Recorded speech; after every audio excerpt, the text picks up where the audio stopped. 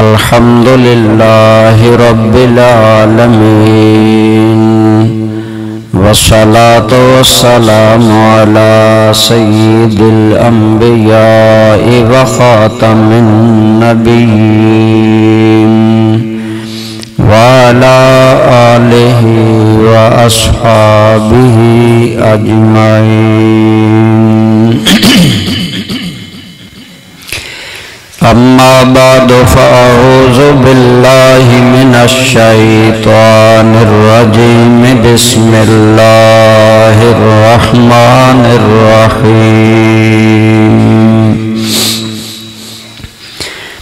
سبحان الذی اسری بعبدہ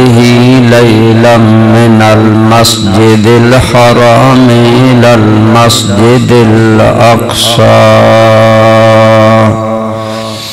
الذی بارکنا حولہ لنریہ من آیاتنا انہ هو السمیع البصیر صدق اللہ مولانا العظیم صدق وبلغنا رسولہ النبی الأمی الأمین الحبیب الکریم اللہم صل علی محمد وعلی آل محمد کما صلیت علی ابراہیم وعلی آل ابراہیم انکا حمید مجید اللہم بارک علی محمد وعلی آل محمد کما بارکت علی ابراہیم وعلی آل ابراہیم انکا حمید مجید الصلاة والسلام علیک یا سیدی یا رسول اللہ وعلى آلك وأصحابك يا حبيب الله حمد و صلاة کے بعد قابل احترام برادران اسلام بزرگوں دوستوں عزیزوں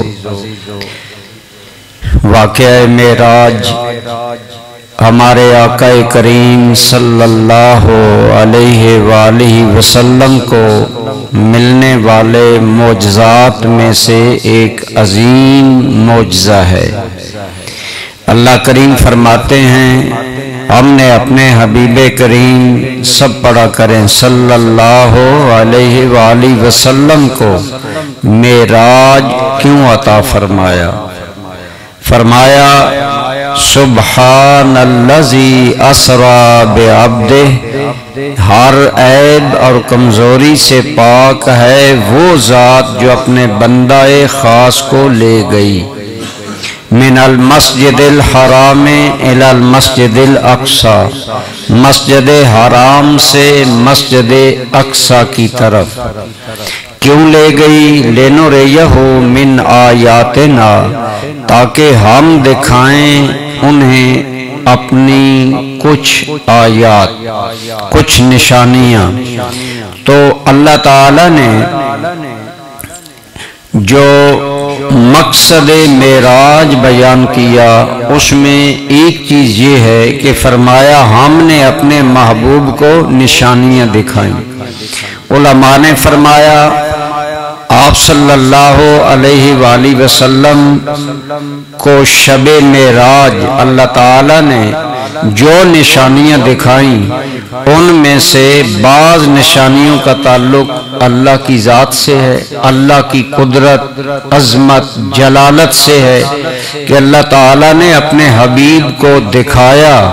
کہ جس رب کے ماننے والے آپ ہیں وہ رب کتنا قدرتوں والا ہے، کتنا عظمتوں والا ہے اور کتنا شانوں والا ہے۔ بعض آیات اور نشانیوں کا تعلق اللہ کی قدرتوں سے تھا جو اللہ تعالی نے حضور پر آشکارا کی، مثلاً آپ مسجد اقصی میں پہنچے تو تمام انبیاء کرام حدیث پاک میں آتا ہے مسجد اقصی میں موجود تھے، حالانکہ انبیاء کرام دنیا سے جا چکے ہیں، انہیں موت آ چکی ہے اور وہ عالم برزخ میں ہیں، لیکن اللہ تعالیٰ نے مسجد اقصی میں سب کو حاضر کیا اور اپنے حبیب کریم صلی اللہ علیہ وسلم کی اقتداء میں سارے نبیوں کو نماز پڑھنے کی سعادت عطا فرمائی۔ تو گویا دکھایا اے حبیب کریم علیہ الصلوۃ والتسلیم، آپ کا رب کتنی قدرتوں والا ہے کہ جو نبی دنیا سے چلے گئے، اللہ نے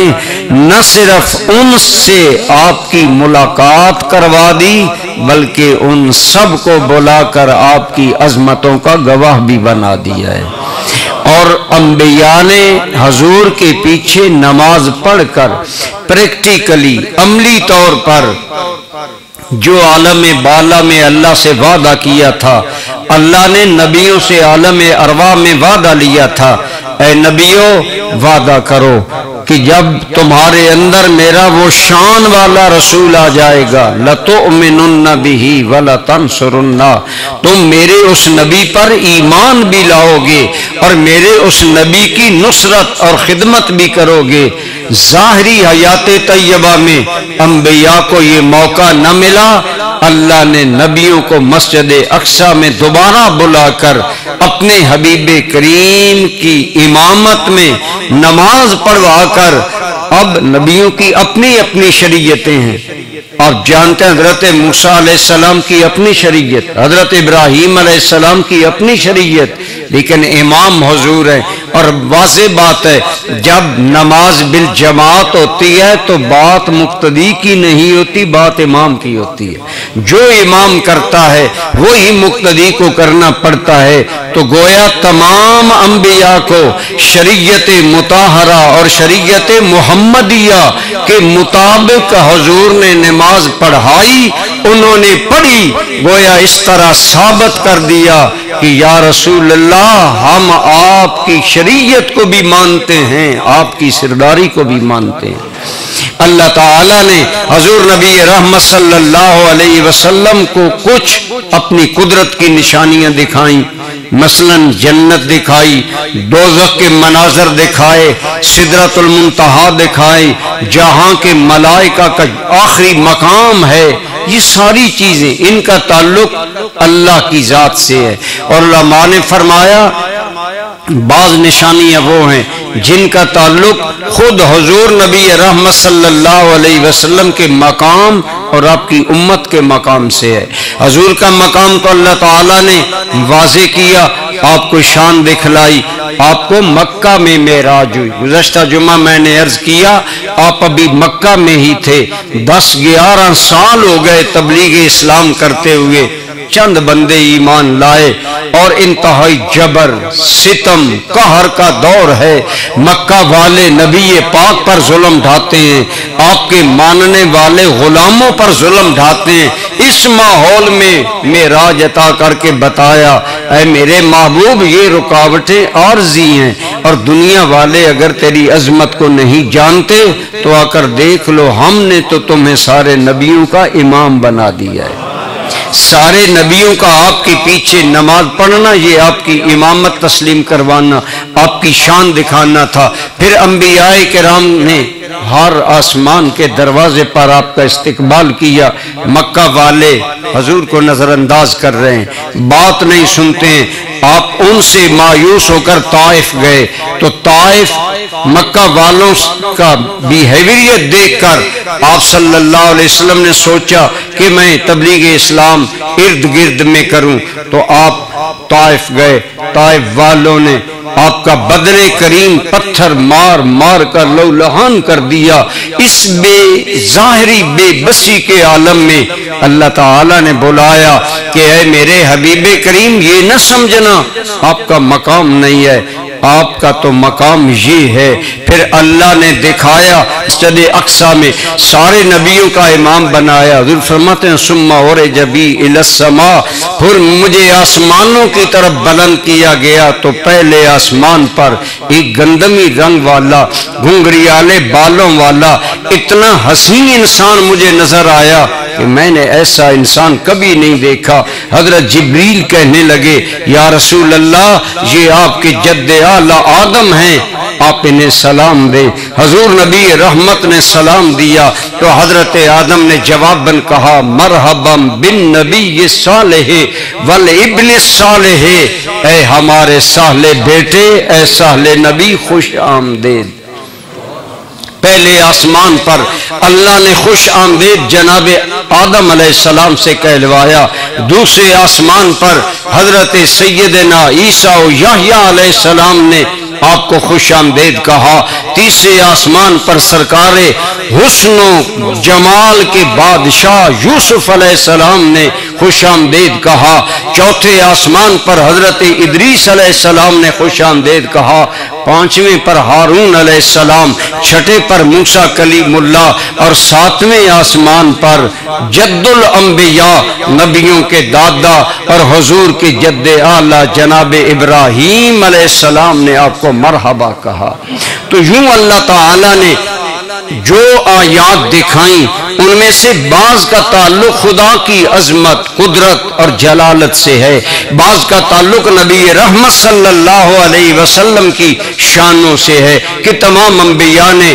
آپ کو خوش آمدید کہا، مرحبا کہا، اور ہر آسمان پر ہزاروں فرشتے ان نبیوں کی معیت میں حضور کا استقبال کر رہے ہیں۔ گویا بتایا اے میرے حبیب اگر دنیا والے تمہیں نہیں جانتے، بقول اعلی حضرت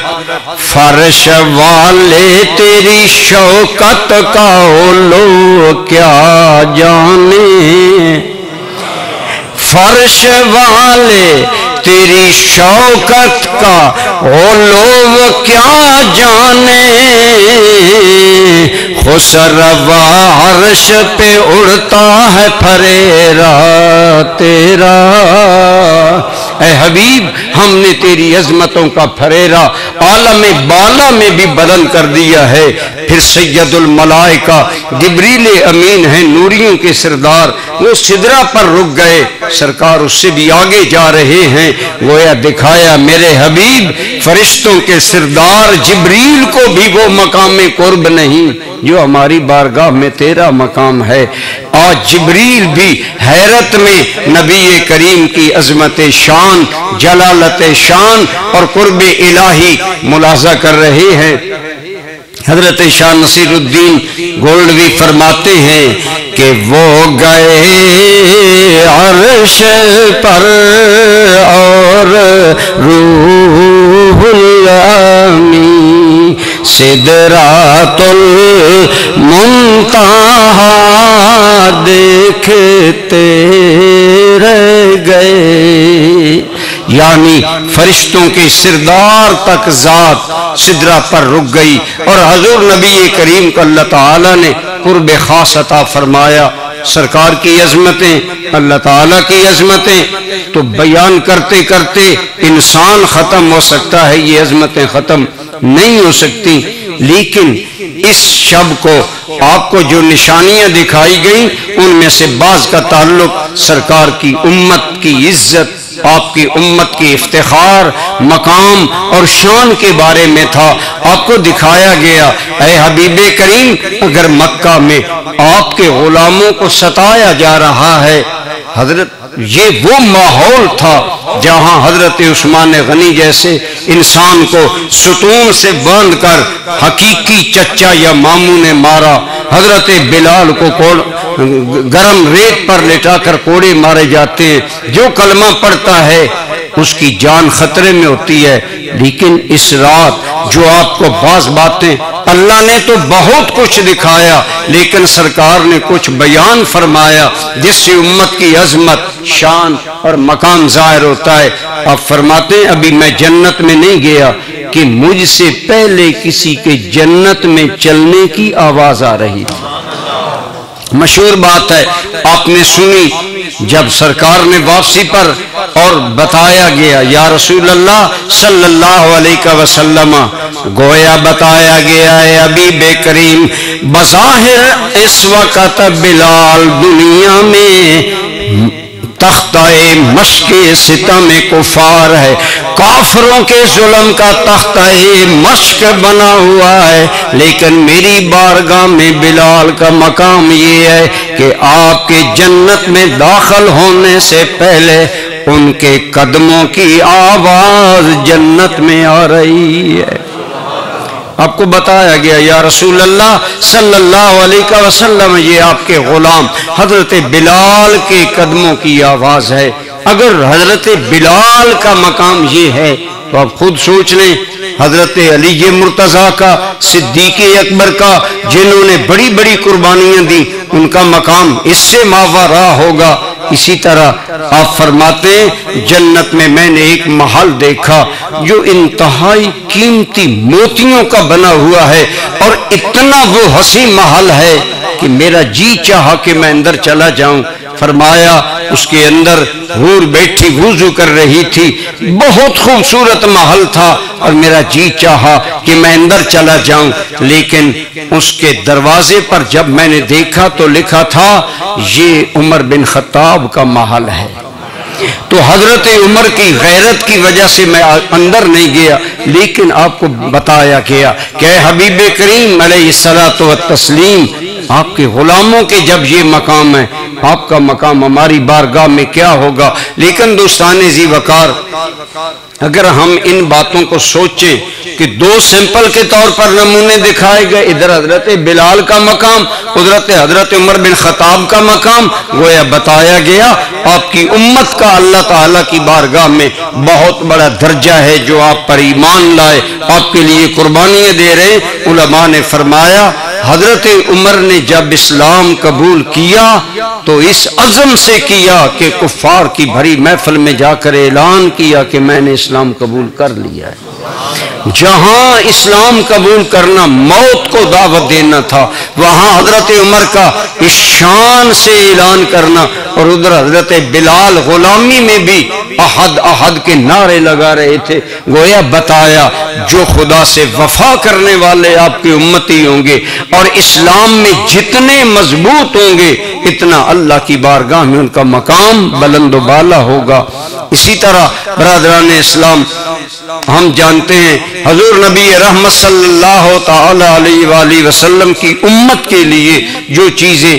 آپ نے 12 علماء سے سنا، اللہ رب العالمین کی بارگاہ میں آپ صلی اللہ علیہ وسلم نے اپنی امت کا جب عرض کیا تو اللہ تعالیٰ نے وعدہ کیا، اے میرے حبیب کریم صلی اللہ علیہ وسلم، آپ کی امت میں سے جو آدمی اس حال میں مرے گا کہ وہ شرک نہیں کرے گا اور آپ کا امتی ہوگا، ہم اسے بخش دینے کا آج آپ سے وعدہ فرماتے ہیں۔ اللہ تعالیٰ نے اپنے حبیب کریم کی پوری امت کی بخشش کا وعدہ فرمایا، ساتھ نشاندہی بھی کر دی کہ امت میں شمولیت کے لیے دو چیزیں ضروری ہیں، ایک اللہ کے ساتھ شریک نہ کوئی ٹھہرایا جائے، اور دوسرا حضور صلی اللہ علیہ وسلم سے کامل وفاداری اور کامل غلامی ہو، تو اللہ تعالیٰ نے بخشش کا وعدہ کیا۔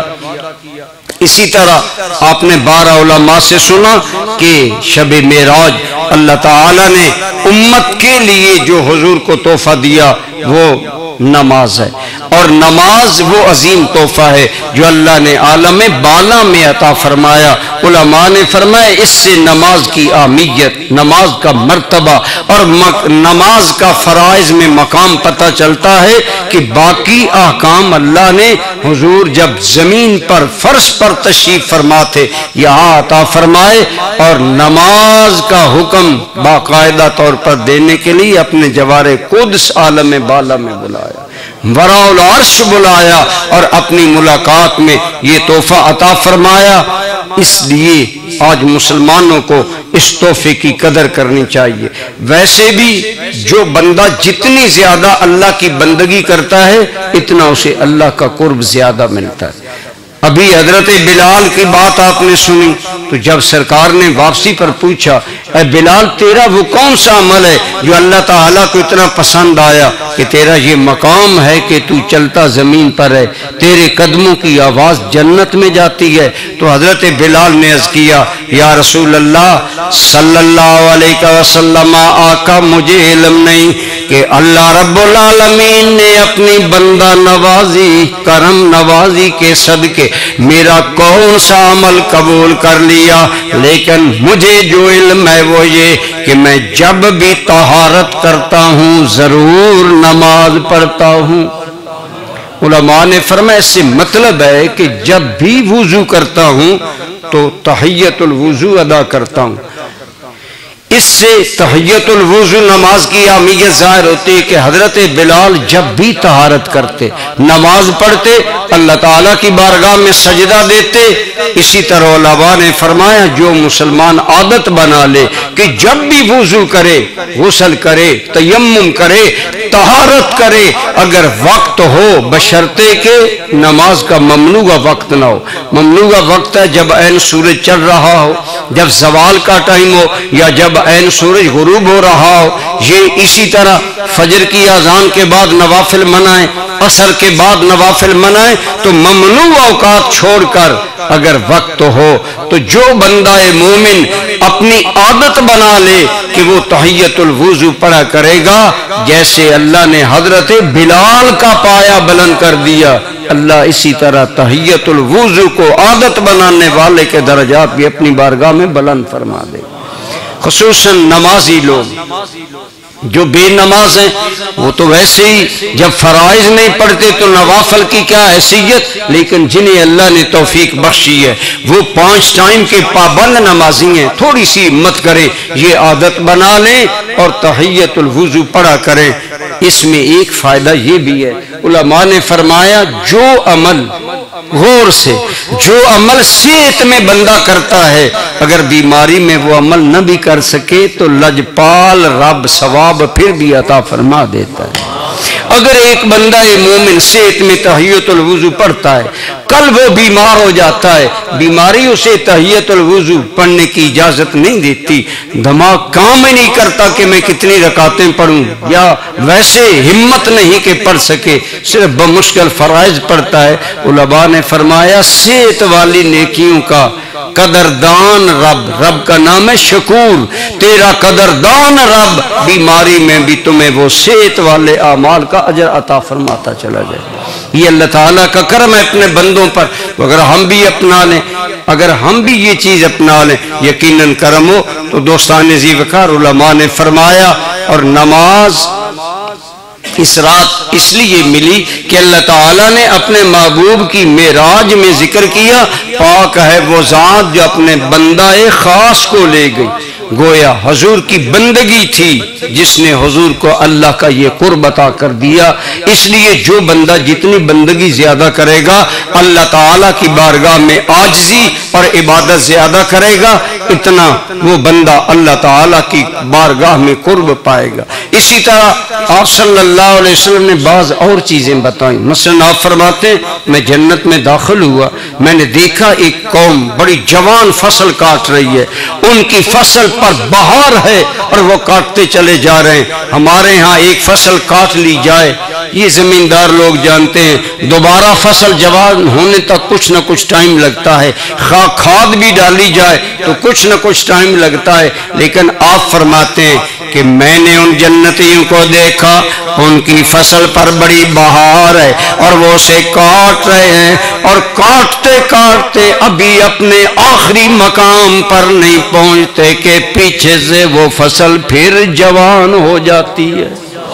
پھر انہیں جوان نظر آتی ہے، پھر وہ کاٹنے شروع کر دیتے ہیں۔ بتایا گیا یا رسول اللہ صلی اللہ علیہ وسلم یہ آپ کی امت کے ان لوگوں کی مثال ہے جو اللہ کا دیا ہوا اللہ کے راستے پر خرچ کرتے ہیں، جہاد میں خرچ کرتے ہیں، نیکی کے کاموں میں خرچ کرتے ہیں، اللہ دیتا تو سب کو ہے، لیکن جب بندے کو مل جاتا ہے پھر بندہ کنجوس بن جاتا ہے۔ اللہ کے نام پر 40واں حصہ بھی سال کے بعد بطور زکوٰۃ دینا نہیں تیار ہوتا۔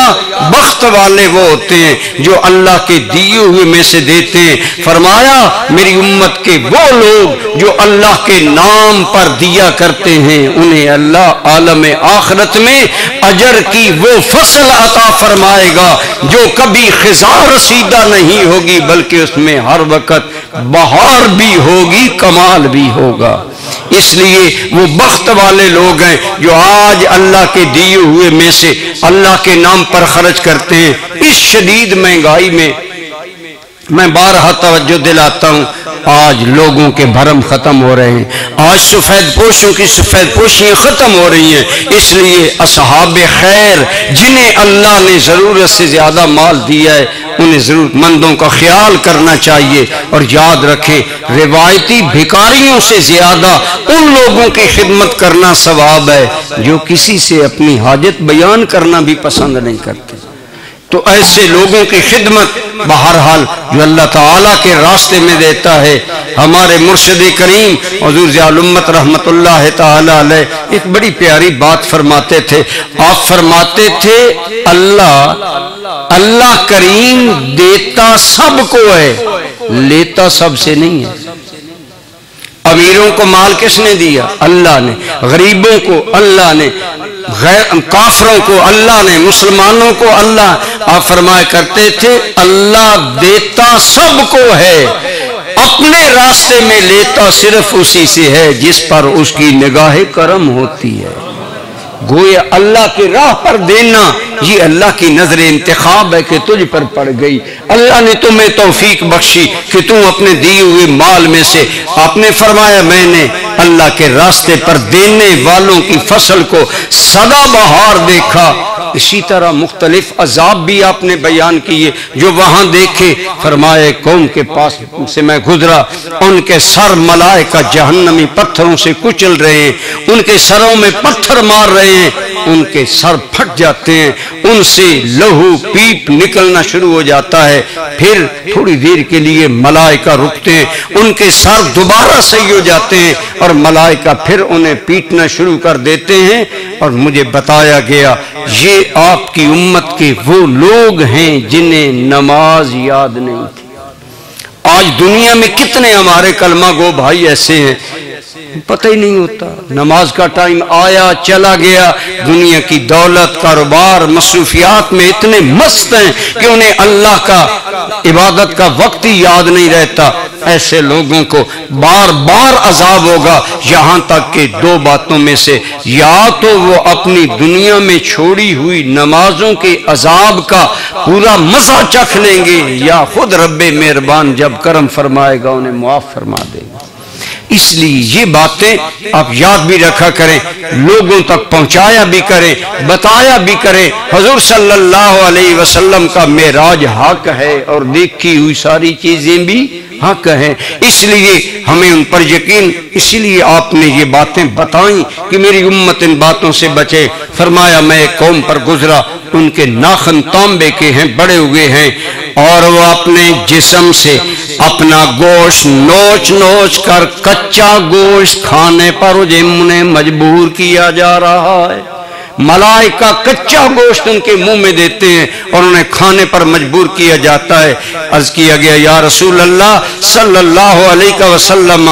یہ وہ لوگ ہیں جو دنیا میں اہل ایمان کی غیبت کرتے تھے۔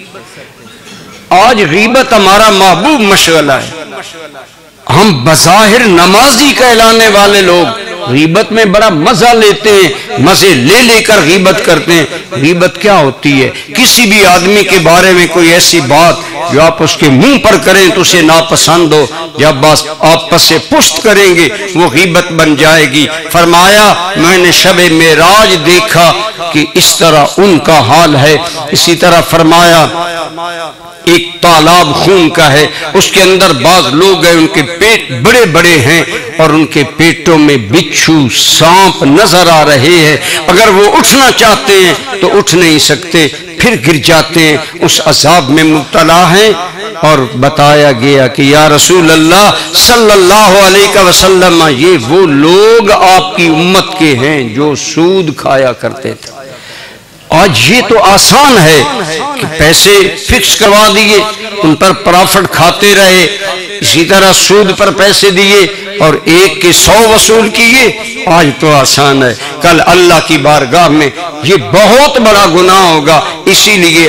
میں کر رہا تھا جو نشانیاں آپ صلی اللہ علیہ وآلہ وسلم کو دکھائی گئی، وہ بعض کا تعلق امت کے ساتھ ہے۔ فرمایا ایک بہت بڑا پتھر تھا، اس سے ایک منہ کھلا اس پتھر کا، اس سے ایک بیل نکلا، پھر وہ سوراخ جس سے بیل نکلا وہ کلوز ہو گیا، بند ہو گیا، چھوٹا ہو گیا۔ وہ بیل واپس آنا چاہتا ہے لیکن واپس نہیں آ سکتا۔ بتایا گیا یا رسول اللہ کہیے صلی اللہ علیہ وآلہ وسلم، آقا یہ ان لوگوں کی مثال ہے جو بے مقصد بات منہ سے نکال دیتے ہیں لیکن بات واپس لینا چاہتے ہیں، جیسے یہ بیل اس سوراخ سے اب داخل نہیں ہو سکتا، وہ بات بھی منہ سے نکلی ہوئی کبھی واپس۔ آج ہم خصوصاً موبائل نے ہمیں کتنا باتونی کر دیا، پھر کتنی غیر معقول باتیں ہم دن میں کرتے ہیں، ہمیں کوئی پتہ نہیں کہ ان باتوں پر کل پوچھا جائے گا۔ اسی لیے عقل مند کہتے ہیں کہ اذا تم العقل نقص الکلام، جب عقل مکمل ہوتی ہے انسان کا کلام کم ہو جاتا ہے، جتنا تھوڑا بولے گا اتنے تھوڑے گناہ ہوں گے۔ اس لیے یہ باتیں ہمارے لیے بیان کی گئیں۔ تو دوستان ذی وقار، شب معراج جو باتیں آپ کو دکھائیں گئی آپ نے امت کو بتائیں تاکہ امت ان پر چل کر اپنی زندگی کے معاملات میں درستگی پیدا کرے۔ اسی طرح آپ کو دکھایا گیا جو وہ عورتیں جو کہ حلال کو چھوڑ کر حرام کی طرف لپکتی ہیں، انہیں پستانوں کے بل جہنم میں اوندا لٹکایا گیا ہے، اور بہت سے عذاب دکھائے گئے۔ تو اس لیے ہمیں چاہیے ان باتوں کو مد نظر رکھیں۔ وما علیہ